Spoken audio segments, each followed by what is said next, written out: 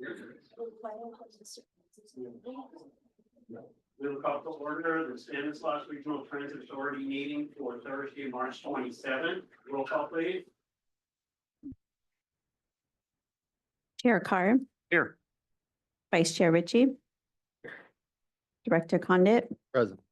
Director Morrow, Here. Director Wright, Director Wilson, Present. Director Withrow, Director Williams. Present. Mr. Chair, you have a quorum. Thank you very much. Please rise for the Pledge of Allegiance. Pledge allegiance to the flag of the United States of America, the republic for which it stands, one nation, under God, indivisible, with liberty and justice for all.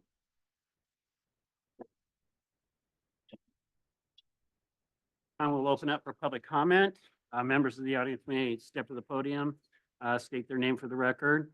Items that are not on the agenda cannot be taken action on unless that item is authorized by Government Code 54954.2. Do we have anybody from the public that would like to speak at this time? Hearing none, move on to presentations. Someone, sorry. Oh, yes, please. So, my name's Brian Pastlaqua. First time I stand in front of audits. Anyway, going into town or in Modesto on Route 40. Going inbound, there was a sign for the bus stop, but it's been missing for like 3 months, and bus drivers don't know where the bus stops are because apparently it doesn't show it on their GPS. I don't know why it doesn't. And the bus keeps on going by. So I'm just standing there. Most of the time they do stop, and half the time they don't because they don't know. And I thought for sure it would show it on their GPS on the bus, where the bus stops are. And I talked to drivers and they said, we only go by the sign. That's all I know, but so I mean, I don't know if you guys replacing the sign or it might be a safety problem, I don't know. But it's been missing, so I don't know. And I do live out there and I do use it, and sometimes I'm just standing there and it just goes by. Thank you very much. And I do get mad. Yeah, I mean, it goes by every hour, and when it goes by, especially if I'm on the schedule, it ain't happening if I'm on the schedule because it takes another hour, or either I walk down another 1.5 miles to the county office to get on the bus there, but then I'm still delayed. So Okay. sometimes I do it for fun, but sometimes I use it for the whatever, I mean, shopping. Brian, thanks for the information. We'll look into this bus stop issue and try to figure out what's going on. And I have I told the office down there that Okay. yeah, We will look at it. okay, thank you. Thank you. Yes, sir, please. Hi, my name's Garrett Johnson. I just want to clarify what Brian was saying. So on Grayson Road and Crow's Landing, there's a bus stop that was hit by a drunk driver roughly 3 months ago. It's across from Chevron. He's called, he's went in, I've went in, and they said it's on schedule to be put back up. And it's been more than 3 months now, or coming up just past 3 months. They told him, and the other people that were around there, there's multiple elderly people, multiple disabled people, and college students, you know, and a couple high school kids that use that bus to get into town. And no, it's Route 40. That's the bus that comes. Yeah, 1181's the bus, the stop number, so they can make sure they get the right stuff. Oh, Okay, I'm sorry. okay, route number 1181, right? Yeah, it's just hard for people to be not being able to get around, and him having mobility issues. They won't stop at that bus stop. They take him all the way down to the county office, about 3 miles, and he has to walk all the way back. So we just want to make it easier for people, you know? Yeah. Thank you for bringing that to our attention, and like Adam said, we'll go ahead and look into it and see what we can do to get it taken care of. Thank you very much. Any other members of the public that would like to speak at this time? Thank you. Bring it back. We do have recognition of the Employee of the Month. This time it is Vanessa Peters. We are proud to recognize Vanessa Peters as Transdev's Employee of the Month for March 2025. Vanessa has been a dedicated member of our team for 1 year and 2 months, bringing enthusiasm and commitment to her role every day. What Vanessa enjoys most about her job is the interaction with people and the opportunity to connect with appreciate those she serves. Her positive attitude and dedication to customer service make her a valued team member. Outside work, Vanessa enjoys reading and swimming, finding joy in both relaxation and staying active. What advice would she give to anyone considering a career in Transdev? You have to love what you do and love people. You'll get to meet different people and see new places, making every day an adventure. Thank you, Vanessa, for all your hard work and dedication.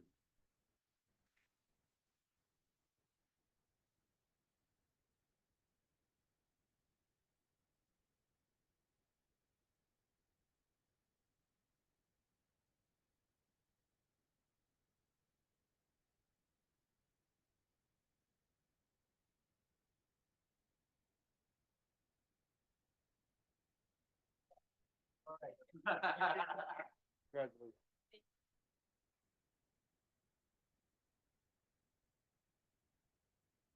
Okay, consent calendar.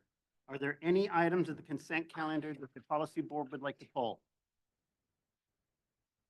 Okay, hearing none. Are there any items from the public that would like to be pulled? Yes, sir. Thank you, Mr. Chairman, members of the board. Ron McMurtry here. It's just, I just have a question. Oh, sorry, can you hear me? Yes, which item would you like pulled? Oh, I'm sorry, 6E. And technically, it's actually similar things, any submissions that need to be made. So there's an FTA one and probably a Caltrans one. So I just picked that because we're submitting for funds. And I just want to ask procedural stuff. With the kind of uncertainty with the federal government, I was wondering, like, how much an administrative nightmare this may be. When you make a submission, do they tell you how much money to submit for, or do you, and then there's a lot to it, like, okay, and what if they are not going to have the funds? Then you have to resubmit the new amount, or did they just say, here, this is how much we're going to give you? I kind of want to know a little bit about procedure of when you request these funds, how much you have to shuffle around if they can't, do it for the amount you're requesting or whatever. I assume it's Chief Barth who answers this one. 6E is the Low Carbon Transit Operations Program, also called LC-TOP. It's a state grant, not a federal grant. Oh, okay. When these grants come, they come with an amount. So the state allocates an amount to the area or to the region. And so we know exactly how much we are able to ask for. Okay, that makes sense. And then the area, and then this board decides what to apply for that based on my recommendation. So the LC-TOP grant in the past, and we are continuing this year as well to fund the free fare program for the StanRTA for the next fiscal year. So that would be the free fares July, Right. free fares December, the Go Green Go Week. Green Week, and yeah. so Earth Day. this is just this grant that we've gotten every year for next Sure. fiscal year. Okay, thank you. So, okay, so you're not going to have some nightmare of having to resubmit. This is it. This is the right amount. Okay. This is the right amount. We're And- ready to go. And the same thing would apply for the Caltrain portion of the funding. Caltrans, Caltrans. the state funding. This that is comes- funding through Caltrans. Okay, this one's, okay. I'm just talking about the other part of the Caltrans. But anyway, thank you. Thank you very much. Are there any other items from the public that would like to be polled? Hearing none, do we have anybody online that are watching and would like to poll anything? Okay, hearing none. At this time, I will accept a motion to accept the consent calendar as is. Motion to accept the consent calendar is. Second. All in favor, say aye. Aye. All opposed? Hearing none, motion passes. Okay, item 7A. Proposed budget for fiscal year 2025 and 2026. Liddy? Good afternoon. Actually, it will be Nicole Hensley presenting the budget today.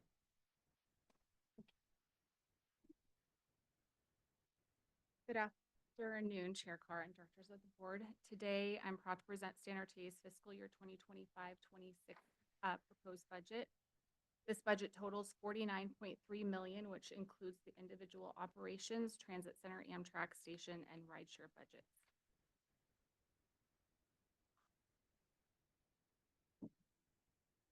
We're having the same issue we did last time, but revenues for the 2025-26 proposed budget total $47.2 million for our operations and are comprised of federal, state, and local funding. The Transportation Development Act funding makes up about 73% of our budgeted revenues. This includes $28 million from our TDA claim for fiscal year 25-26 and $6.5 million in carryover from previous fiscal years. We budgeted to receive $8 million in various FTA funds, $1.3 million in LC Top to fund our free fare periods, and we expect to earn $1.5 million in farebox revenue. In addition, we will also receive State of Good Repair, Measure L funds, and miscellaneous revenues. Next slide. As always, there are some variances between the adopted 2024-25 budget and our proposed 25-26 budget. There's an increase of $1.8 million to the operating contract with TransDev due to expected increases in cost per revenue hour, the fixed management fee, and service hours for fixed route, commuter bus, and demand response services. Fuel and vehicle maintenance have small increases based on variable fuel costs and expected increase to the maintenance labor rate. There's an increase in the annual software licenses due just to the reclassification of the expenses from direct expenses to internal services, and an increase in salaries due to merit increases and a 2% COLA. Next slide. This slide would represent our budgeted expenditures based on classifications. Our operating contract with TransDev comprises $31 million, or about 66% of our operations budget. Fuel and maintenance, vehicle maintenance comprises about 20% of that budget. Next slide. The transit center proposed budget of $1.6 million is a 39% increase from fiscal year 24-25. This increase is attributed to law enforcement security services, video surveillance, maintenance and repairs, and utilities. The Amtrak station proposed budget of approximately $254,000 represents actually a decrease of $8,900 from the adopted 24-25 budget. The decrease in services and supplies has offset the increase in salary and benefits. Rideshare program proposed budget is approximately $264,000. This is an increase of almost $14,000 from the 24-25 budget due to an increase in salaries and benefits. Next slide. Our capital projects proposed budget for StanRTA is $83 million, which is an increase of $7 million over the adopted 24-25 capital budget. Next. Here you can see all of our ongoing capital projects. Many of these are expected to be completed in the coming fiscal year. We do have one new capital project, our organization and salary study, which Adam is going to discuss the details of that. Awesome. Thanks, Nicole. Great work on that. Just wanted to talk about the one capital project that we are proposing for the coming fiscal years to an organizational and salary study for the StanRTA staff. It's an area that I wanted to do, looking at other transit agencies and how they're structured on the staff organization, and I'd like to get a fresh set of eyes to our organization to make sure that we are structured the right way to make us the most efficient that we can be, and also look at the wages for each of the staff as well, and make sure that we are competitive and in line with other transit agencies that are similarly sized in our area. Thanks, Nicole. For the next one. Oh, and I was talking about this too. That was going to be his. Yep, for sure. visual aid. Thanks. Sorry, I forgot about that. So this is the current org chart and how we're structured today, and this is the same that we've had for a number of years now, even since we've started. We've had the same number of positions. Some have been filled over time, but this is our current org chart. And the different transit agencies do it differently. Not saying one's right or wrong. We're just, everyone does transit a little bit differently on how they're structured. And so wanted to take a look and make sure that we're structured the right way. And are we having the right people in the right places? Are their job titles the right title for the function that we have them doing? So this is how we look today, and also this follows the budget as well. So this is the StanRTA staff that we have in our current budget and in the proposed budget as well. That's the end, unless you had another. No, there's just, if you guys have any questions. Are there any questions from the policy board members? Nicole, thank you. You're most Thank you for welcome. the presentation. So just a couple things. Explain to me a little bit, so we, total salary and benefits, we've, if I'm wrong, looks like we've, I was trying to understand the 1.8 million increase in operating contract. Is that with TransDev? Yes. And so what's our total contract with TransDev for the year? For this coming, Adam, do you know it off the top of your head? I can. Sure. So the TransDev operating contract, the amount for this coming year is estimated at 31 million. So it's 1.8 million less for the current fiscal year. We are looking at a slight increase in number of ADA hours, and so TransDev is paid by the revenue hour. So and every year there's an increase that's already built into the contract. So this 1.8 million is just the scheduled increase in their contract, plus a little bit of extra in the number of hours that we're operating in for ADA. Okay, so it was part of the contract increases. Okay. So very good. Thank you. And then with regard to the transit center represented the increase there. So is that the security? Did we contract with the sheriff's office? I know we were talking about that at one point. Is that what we ended up doing? It has been discussed. I'll let Adam, he's been talking to. Okay. Sorry. Nicole, you're doing a great job. So Yeah, I'll just pass it all off to you. So yes, we did have an increase in the proposed budget for more security services.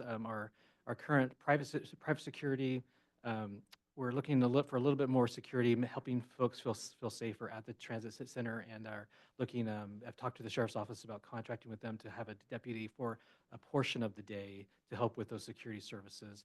They can also respond to any other place in the county as well, wherever we have any issues.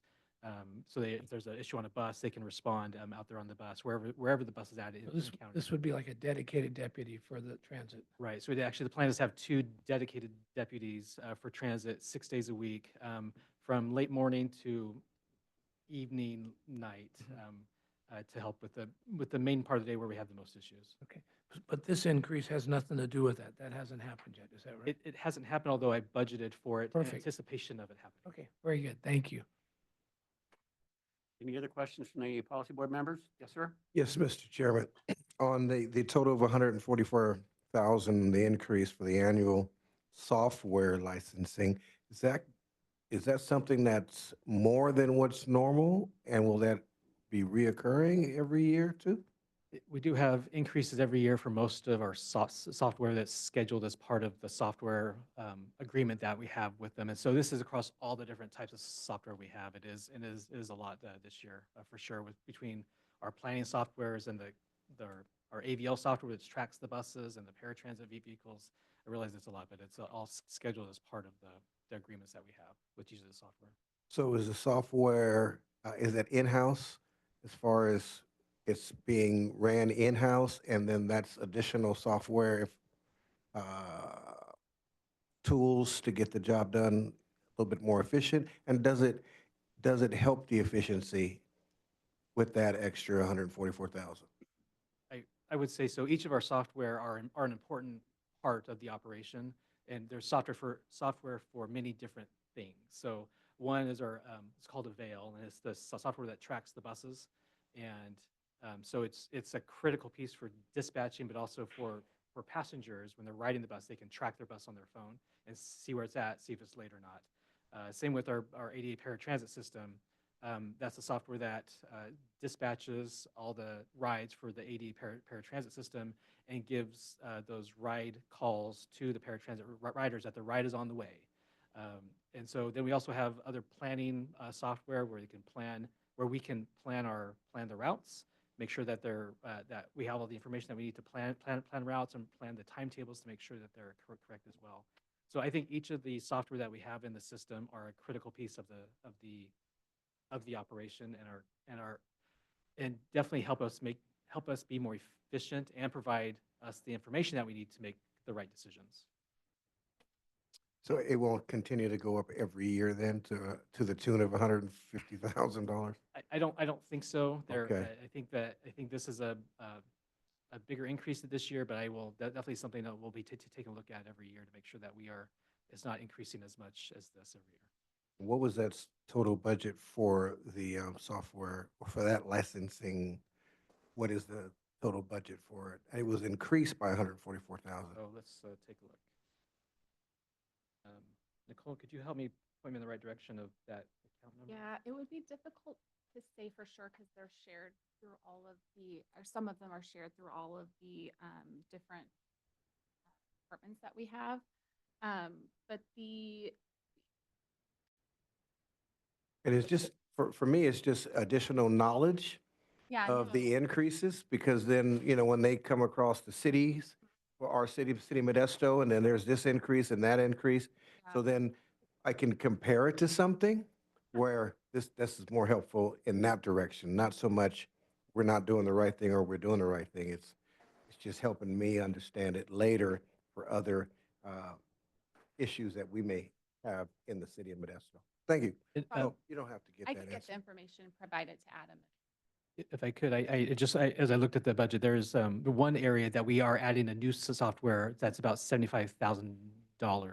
It's a software called Entangles, and it's for maintenance, and it's very cool. It's an AI system that's attached to the bus, and the bus gives all the telematics to the software, and then alerts maintenance staff that there are issues with the bus before the bus knows before a problem develops. It can sense things and then make maintenance aware of it, and maintenance can act on it before a bus breaks down. And so it's a cool software that we're looking to implement. We have a pilot program right now that's ongoing. So part of that $140,000 is a $75,000 piece that's new this year. And so it won't be as much in future years. And it comes with safeguards from being like a spyware of some sort. It comes with safeguards and all the rest of that, correct? Yes, but we'll make sure it does. But it's a software that's it's in the cloud and it's directly connected to the bus. And so not had any concerns there. There are all the cybersecurity measures that are in our contract. So I'm confident that we'll be okay, but I'll make sure. My wife's been doing that for years with our kids, and with me has the ability to see things coming and get us, had nothing to do with that. Awesome. Does she charge you 144? Oh, not at all. It's free. Saved us many times. Hey, any other questions? Is now an appropriate time to talk about marketing budget? Sure, that's fine. I just want to make sure that we've addressed what I see as the challenges, or at least discuss what I see as the challenges in the marketing budget. When we discussed it previously, there was still a strong lean, I would say, towards kind of traditional marketing that the RTA has been, well, not just RTA, but City of Modesto was doing before it, kind of a similar lean. And, media has changed dramatically in the last 20 years, but I don't think our budgets have. And so I'm concerned that it doesn't feel like those budgets have changed much this year. And so I'd like to know how we can address that today. So And we talked about it previously, so I think, Right. So the marketing budget, we have about 250,000 there, $200,000 in marketing, another 50,000 in promotional items, so $250,000 there. But to break down the 200,000 a little bit more, so I've talked to staff about how we can break that down. So about 80,000 of that would be for digital and social media marketing. So 80,000 there, another 70,000 for our marketing consultant, helps us with graphic design and other help that staff don't have the capacity to do at this time. Another 20,000 for video and photography, 10,000 for print ads, 20,000 for community involvement. So the shows or the events that happen where there's a fee to enter those. So that's how the $250,000 is broken down. It's not like that in the budget. It's just the 200,000 for marketing. Understood. And the promotional items, what are those? Talk to me about what that is. So it's the swag that we give away at the shows. So it's the pins, it's the shirts, it's the I'm trying to think of all the swag that we give out. I mean, there's so many different things just to keep the brand alive with those folks, kids and adults alike. Understood. Thank you so much. Any other questions from the policy board? I just want, Chris, are you okay with that? I mean, you're like the expert in this stuff, and I'm just wondering if you should be more involved in that part of it. I appreciate your questions and your input and just, I think it looks a lot better than last year, so that's awesome. I think that we are probably overpaying for the graphics person, but I don't know how far in the weeds I want to get here. But like, I think with that kind of money, we could maybe even hire like a full-time social media like professional to just kill it for us. But I don't know if you have like some long-term contract with this person or something. So like, We don't. So like there's I think it's a huge opportunity, and I think that you're headed in the right direction. So I feel like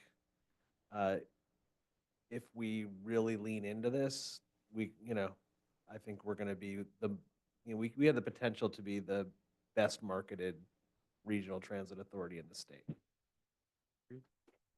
so I wonder if there's a way, Chris, that you can just get more involved with staff, like you have in your free time, I'm sure, but it would be great if you could do that and maybe, tweak some of these things here before the next budget comes through. Yeah, I've offered and I'm willing.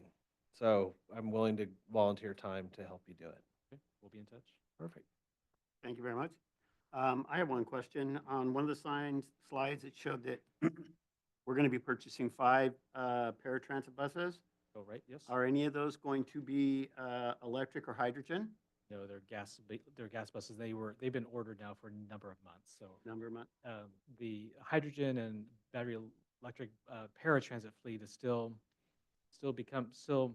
figuring itself out, and so we're not quite there at that point to get zero emission buses on the paratransit fleet side. So they're still working out the kinks of those issues. So these buses only last from 5 to 7 years. So by 2030, we'll be ready to rock and roll with our zero emission fleet. Thank you very much. Any other questions or comments from the board?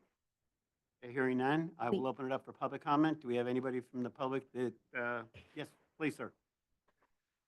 All right, my name's Garrett Johnson again. So you guys are talking about implementing software and different fundings, and you have stuff already for bus locations. Is there a way to set up so you guys can have also the stop locations? So it would prevent future issues with people having to get dropped off 3 miles away from the intended stop. And so the drivers know this is a stop and it's not just not visible. Yeah, that exists today. There's an issue with the stop that we're definitely going to look into and fix. But the system exists today where you can track your bus and see all the stops that exist in the system. Right, I understand that. I understand you guys have that for the bus location, but for the drivers to see on their screen of a stop location, because there's no visible sign or bench or anything. It was just a post with, StanRTA, right? And so they don't stop because it's missing now. So is there a way to look into that so that's located on their screen? There's a stop here. Current software doesn't have that capability. I know that, but it's definitely something that we could look into for sure. Yeah, that's what I'm asking. Thank you. Thank you very much. Anybody else from the public that would like to speak on this matter? We have one online. Okay. Who do we have online? Hi, this is April Potter, and I am the marketing and engagement person for StanRTA. And I did just want to share that the last contract that we had for the traditional advertising has now ended. It ended at the end of January. So we have paid that invoice and we have not renewed any further contracts. So I just wanted the board to be aware of that, that we are taking this very seriously, looking at digital moving forward. And we will make sure to consult with Vice Chair Ricky as soon as that moves ahead. Okay, thank you very much. Yes, Jeremiah. Yeah, Mr. Chair, so at the city council, we do a blue card, and then, of course, the county, they do a yellow card. Do these individuals fill out a card to where we can have their information to let them know directly that situation was handled? How do they get a hold of you, and how do we get a hold of them? We do have a sign-in sheet. Okay, you do have a sign-in sheet, so those individuals signed in, and then they're identified that they spoke, so then that whoever on the team can get back with them, right? We'll take care of it. Yeah. Okay, perfect. All right, thank you very much. Any other questions or comments from the public? Yeah, I'll bring this back. Any other questions or comments from the board? At this time, I will accept a motion to accept the proposed budget for fiscal year 2025 and 2026. Motion? All in favor, say aye. Aye. All opposed? Motion passes.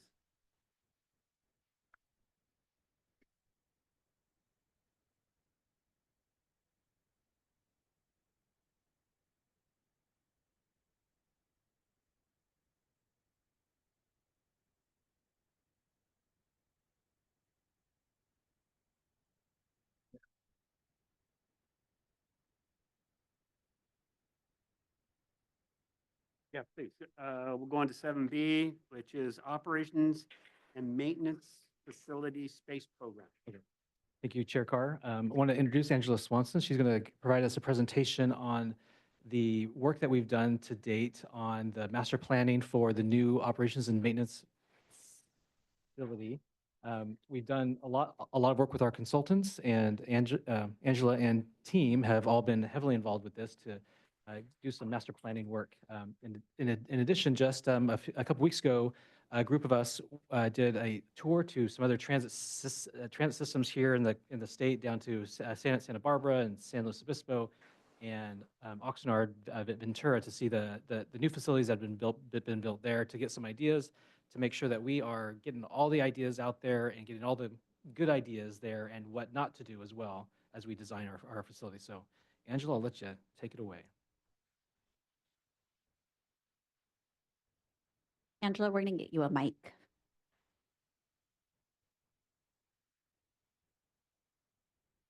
Portable microphone. Thank you.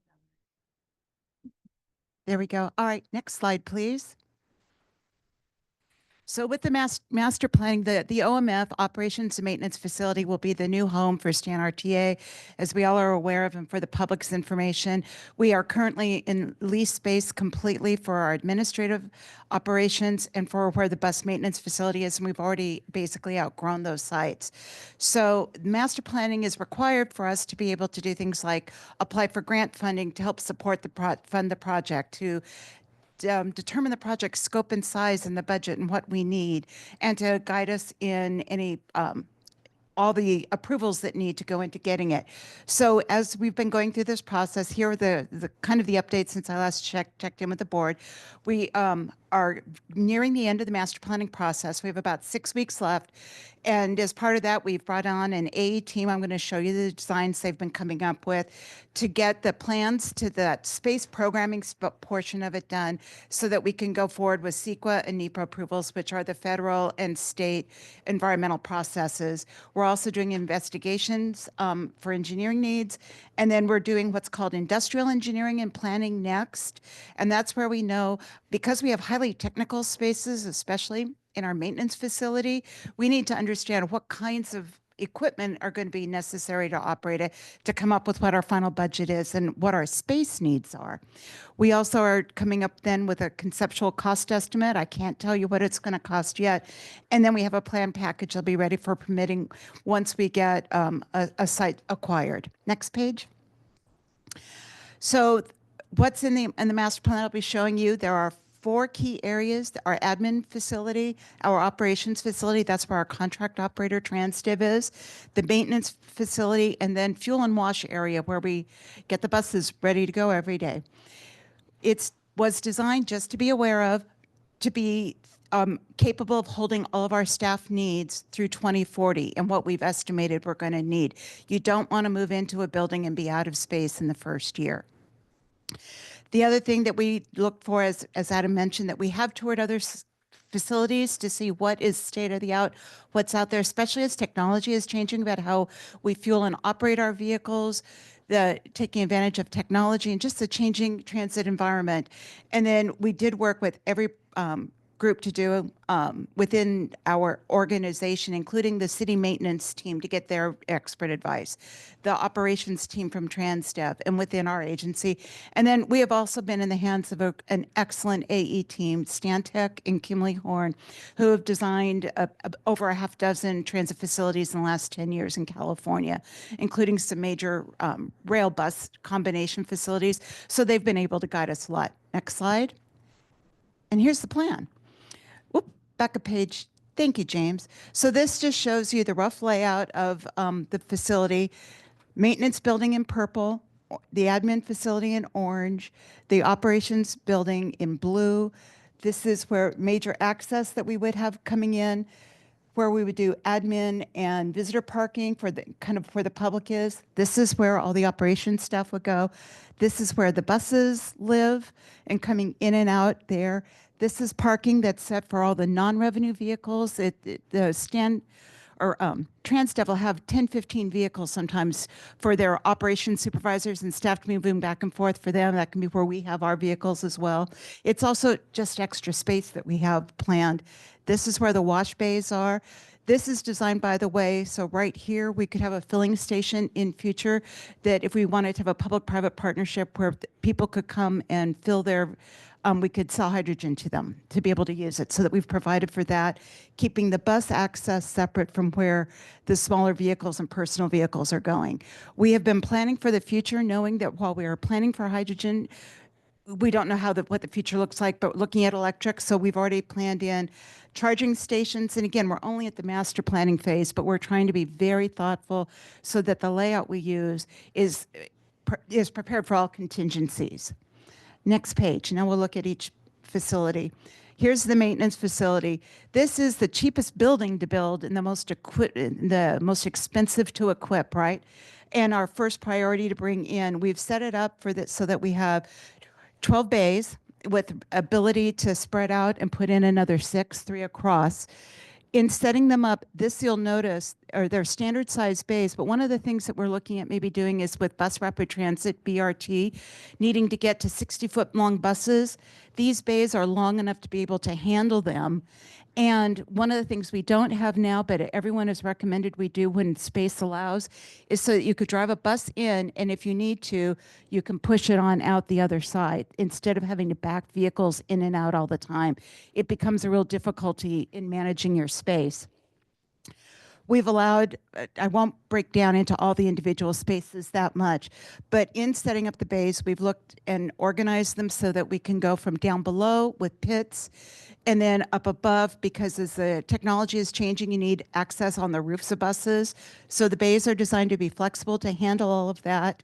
We're taking advantage of the fact where we have all the office areas and the workrooms and the parts areas, that where this hatching is a mezzanine area that basically is about 7,000 square feet of free space for us for storage, for extra parts space that we will be using. This area is StanRTA area where we would be doing all of our bus stop improvements and management. So we'll move on to the next piece. Next slide. And then this is in the fuel areas. The key things to know about what goes on here is that you want to have good access so that the buses can come through, come across and go into the wash area. We're building this future. We only need one right now, but you build the infrastructure for it. And it's designed with enough room so that if you have those 60-foot buses, they can switch lanes if they need to. Next. So this was some photos from our site tour just to give you an idea of what the facility, some of those elements would look like. So here we're at 2 different facilities, key things in it. So this just shows you the kind of equipment that's around, mezzanine area. These are solar tubes that were used in the facilities. It brought in so much light, and all of the mechanics, the first thing they wanted to tell us was, we can see, we don't even have to have the lights on, we have them on, but there is so much daylight in here, and it gives us better views with whether we're under the vehicle, working on the back end of the vehicle. It's just a much better, cleaner working environment, which you can see again here where they use window lighting and lighting here. So really nice elements that we saw in the facilities that are a small thing, but again, make for much better quality. And if you look at the cleanliness and how they've designed the facilities and emphasized how to keep it clean with some of the ways they organized ancillary spaces to help keep it cleaner. Next slide. And again, just more of what we've seen. This shows you how the pits are that are underground, that go down below, about 5 feet below ground. When you're trying to get underneath, that's how that's a design that gets put in. And then this again shows you where you get on for above the buses. And then we're looking into, this is a crib where all of the mechanics, one of the things you may not realize is that all the mechanics basically keep their own tool chests. We're talking about a little, that little home one. It's 3 foot tall, on wheels, move it around, and they need places where to store them. Next slide. And then the last look is to show you some of what that mezzanine storage can look like with all the space. Gold Coast told us they did not make enough. They moved in and within 2 years had their space completely filled up with all their paperwork. As a newer agency, we don't have as much backlog to move in with us, but it's still a concern. And this shows you again, there is so much space required for parts with the whole fleet and the variety of things we need and how you would access the mezzanine. Next. And then a last note looking at this shows you again all of the equipment that goes into the wash bays. There's more going on than you realize with doing all of the cleaning. A key thing that I know the board will care about and is a best practice is that you put in a water reclamation system, right? So that you're constantly reusing and cleaning this water for the site. One, it's good sense, we should be doing it. It's environmentally thinking forward and it can help with xeriscaping. Next. And then one other thing we saw that we saw several things we don't currently have that are industry norms, which is these are the vaults where you probe the buses and then you drop in the funds from the buses when you take out the fare boxes. Right now, we take them out, but they're not attached where on the inside, the vault's in there for secure storage of them. So it's a really nice little feature that we'll design into our fuel station. Next. And now we're in the operations building. Key things to really share with you. So you flow in from the admin building, come right into where the management staff is who our folks would generally be working with. We have space.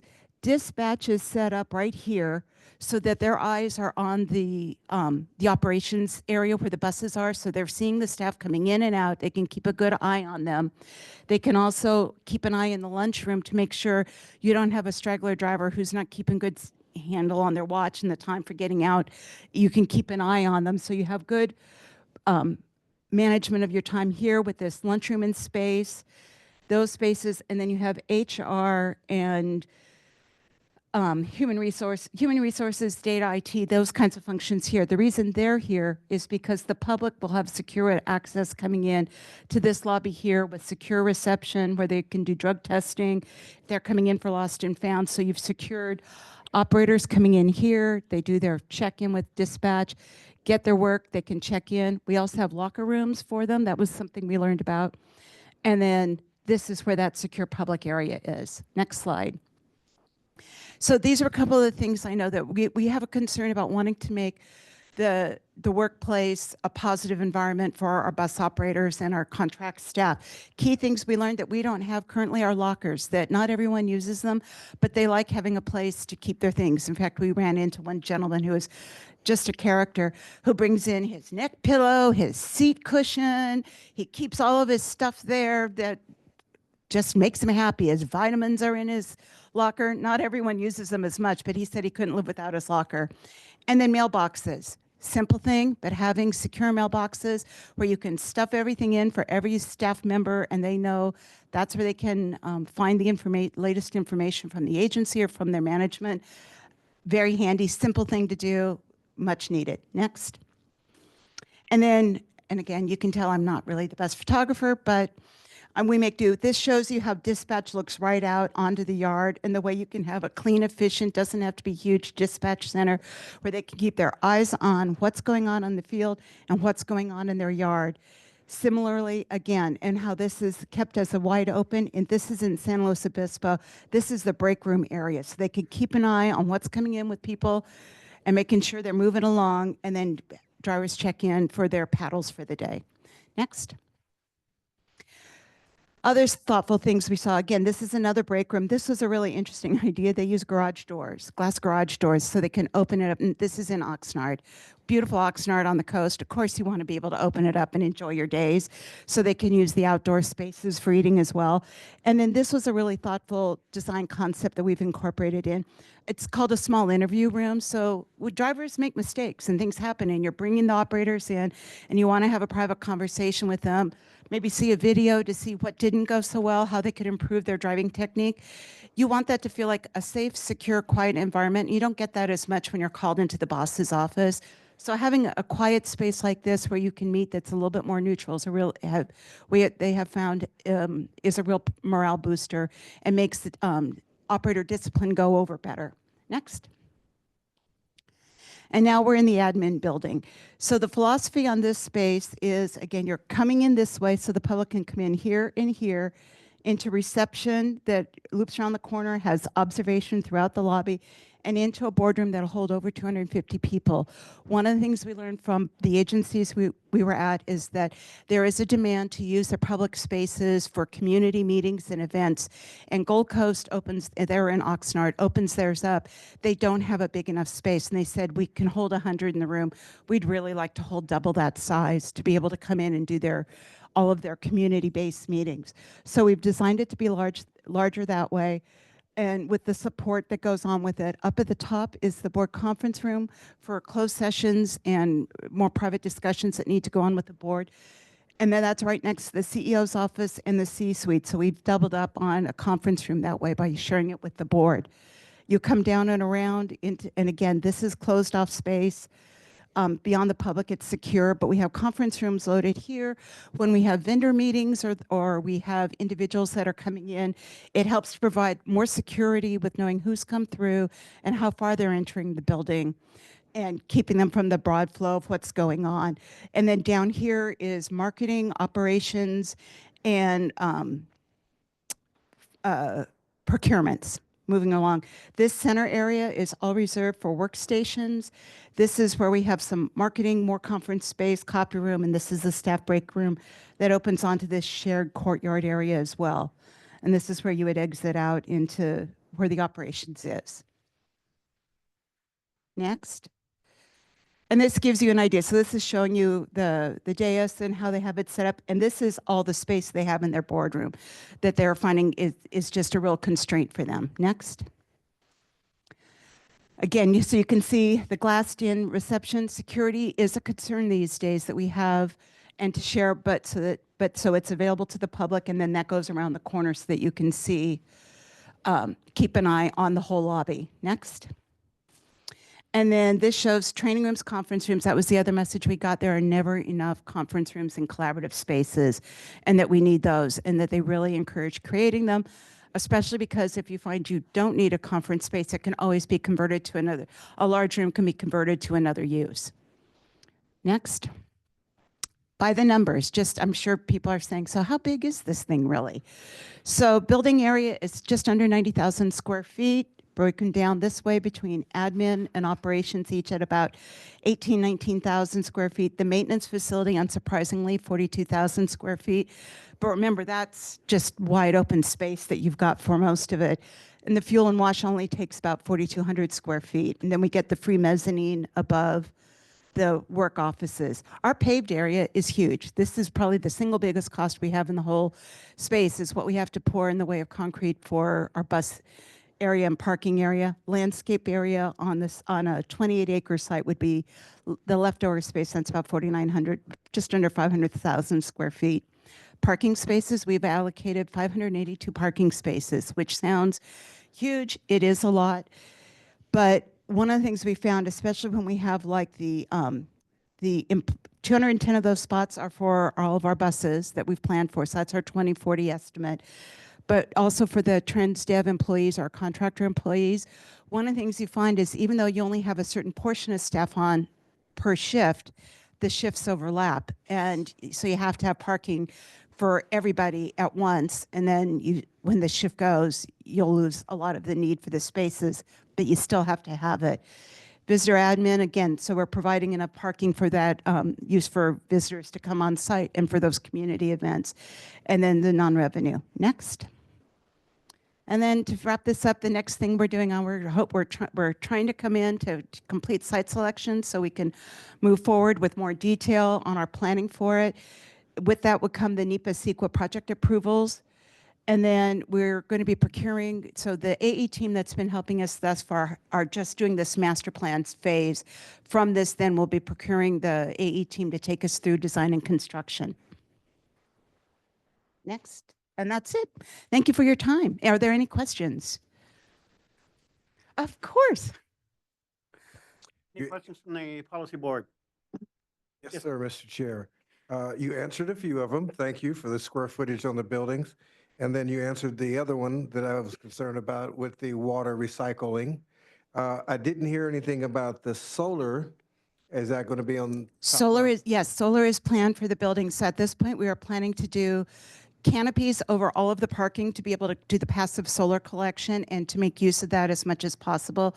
We will also have diesel generators because right now that solar capacity wouldn't tide us over, right? If we have a couple of days of power outage, we'll be able to, it's estimated that we last about a day with the retained solar that batteries can do for us now.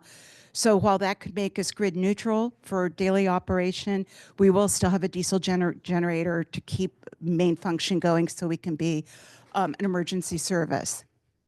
And so then we are going to reuse some of our lifts, a lot of our equipment, a lot of our tanks. And then once that's removed, is the contractor removing that or is that going to be responsibility for StanRTA?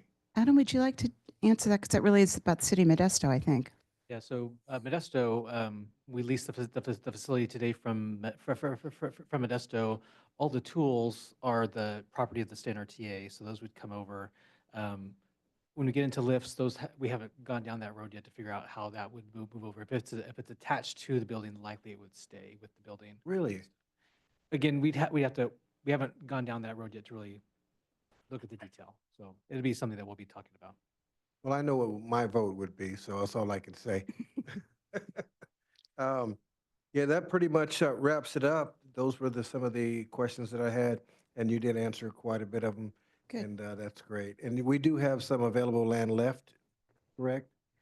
We 10 are, acres or so? Well, we'll be talking about the land in the closed session. Oh, okay. Thank you. One question I had is just, why are we still using fare boxes? Like this is a new facility, right? And most regional transit authorities that I'm in other cities are switching away completely from that model. And so anyway, it seems like a lot of expense for something that we are not going to be using soon. Yeah, no, I would agree. We are going down we're going down the road of contactless fare payments on board the bus, so you can use your credit card on the bus. So it is in our future, and other transit agencies are going cashless. We just need to be sure that if we go down that road that we we make sure that all riders have the ability to ride the bus. So it is an area that we're looking at. But we are going to the contactless fare payment, so you can use your credit card on the bus, just like other transit systems in the state. Yeah, I mean, it may be 6 one way, half dozen the other, right? If you get rid of the fare boxes, then you have to have like a cash fare buying thing. Right. Yep. So maybe you're, There's options out there. There's transit agencies that are I don't trying know, to I'm do just things, not so- sure what's cheaper. I know like when I was in New York a couple weeks ago, it was crazy. You just put your phone and it just would beep and you could walk right on the subway or on the bus. It was crazy. Yeah, that's great. And I agree. That is the direction that we're going. All right. Any other questions? Yes, sir. Yeah, excuse me. Yeah, I'd like to to amend on the comment about cash boxes. In my travels in the last several years, there are still a substantial number of people paying with good old cash on board the bus. So the fare box is just not going to disappear anytime soon. A lot of people have adopted contactless, but there's still a lot of diehards there using cash. Even in New York City has gone to the plastic card or your phone, but you still have to buy the card when you visit at a machine, and the machines still take cash as well as credit. So again, it's just something we're going to have to deal with. Yeah, you're right. Yeah, makes sense. All right. And Yes, then please. I just had a question regarding public access points, because you mentioned in both buildings, there's access to the public, but for different things. And what's Yes. the logic in that? Like you come to this building for this, but you go to this building for something else. So some of that obviously will have to come down to some signage, right, to make it clear where they go to. James, could you take us back to the first, the master plan of the whole site?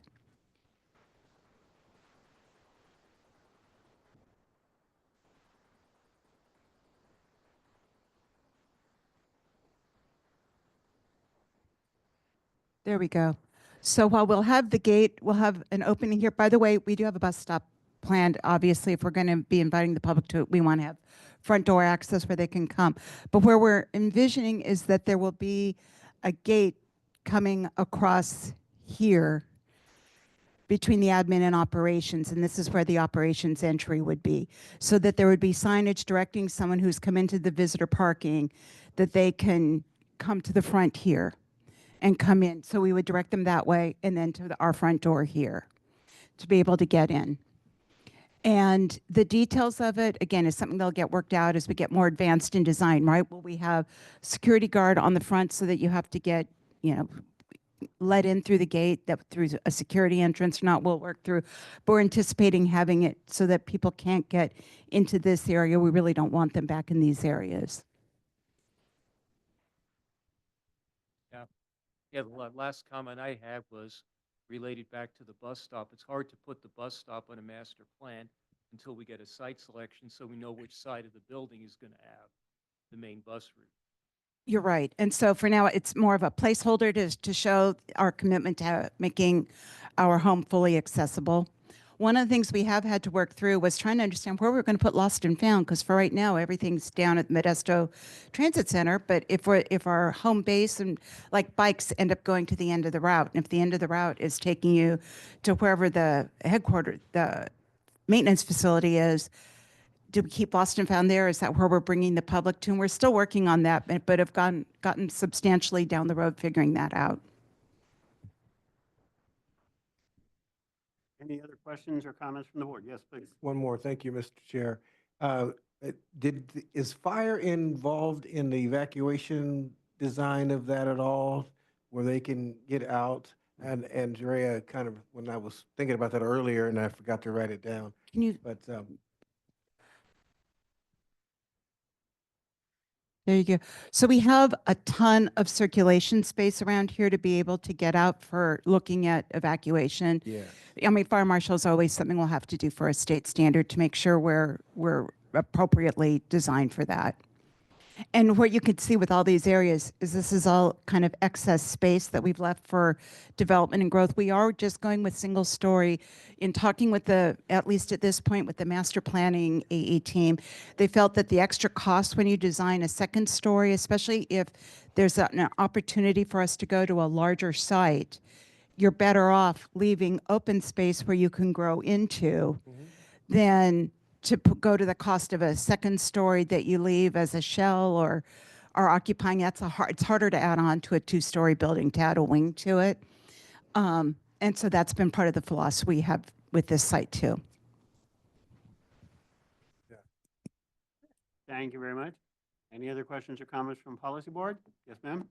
I did have one more because I did notice and I think it was operations that there's the restrooms and there's one gender neutral. Is there one in the other building as well? Yes, we've provided for gender neutral in all the facilities.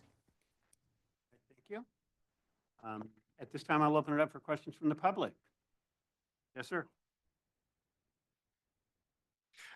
Garrett Johnson again. I didn't think of these until she was talking about there's a potential to have a hydrogen spot to sell to people coming in that want to buy it from you guys.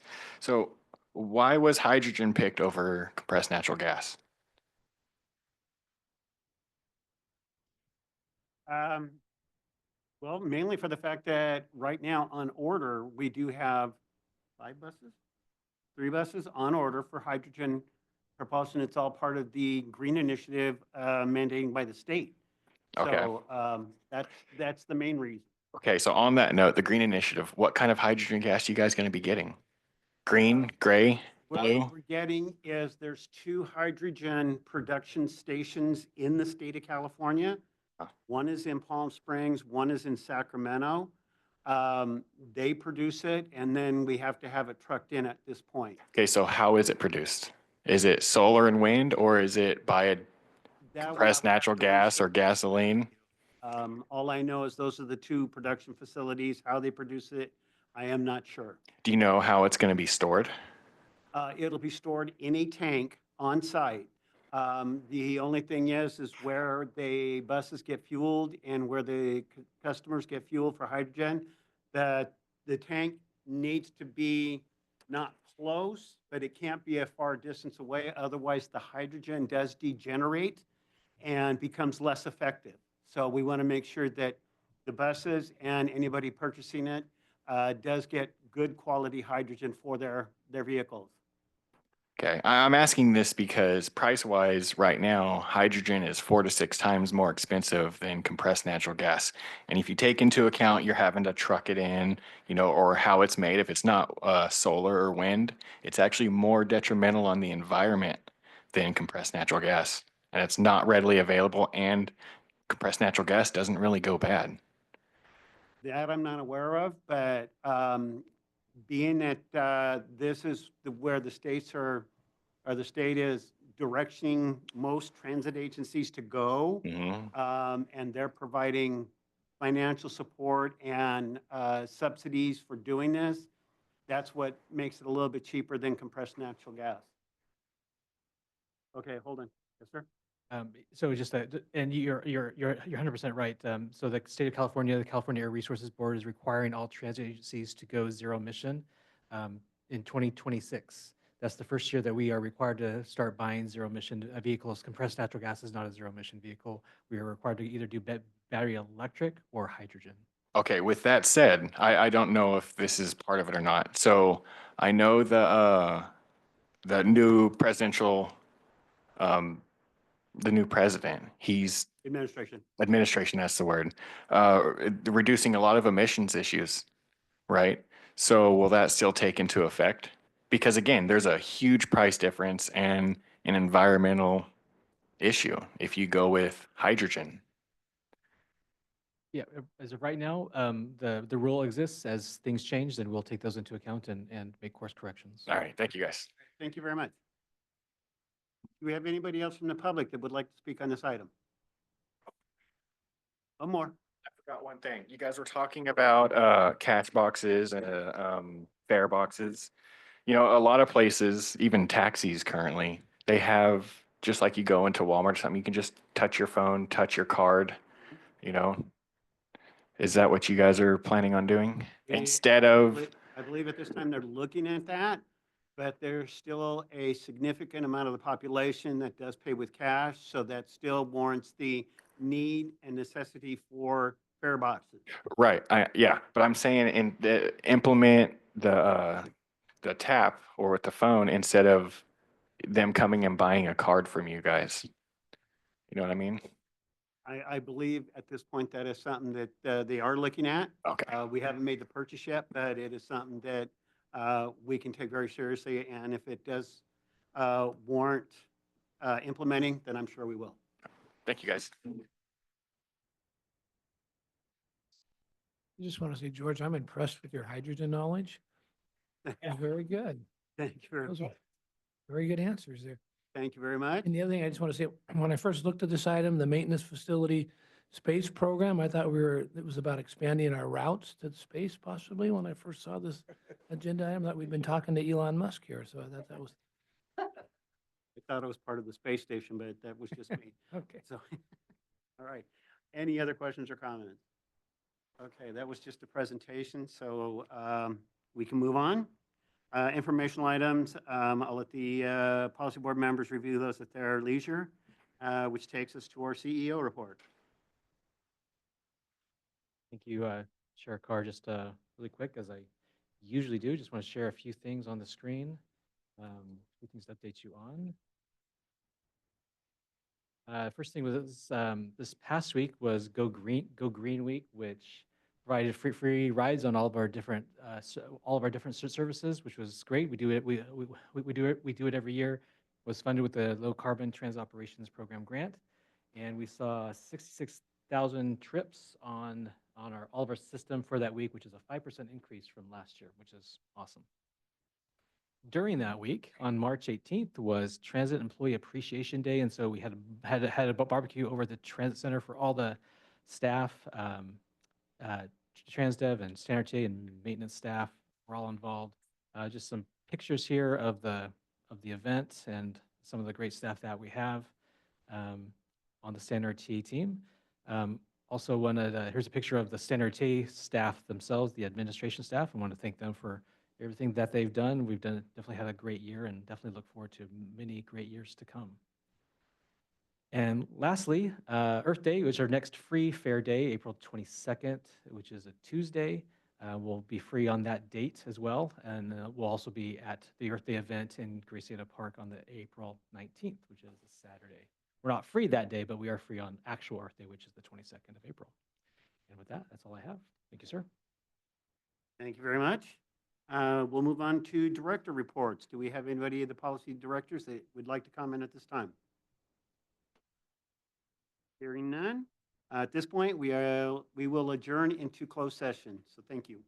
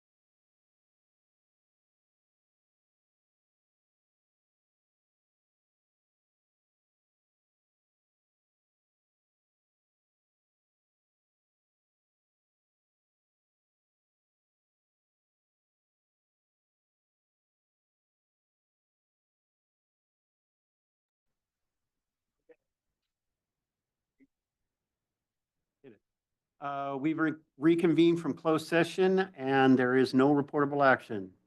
At this point, we are adjourned. How am I doing, boss?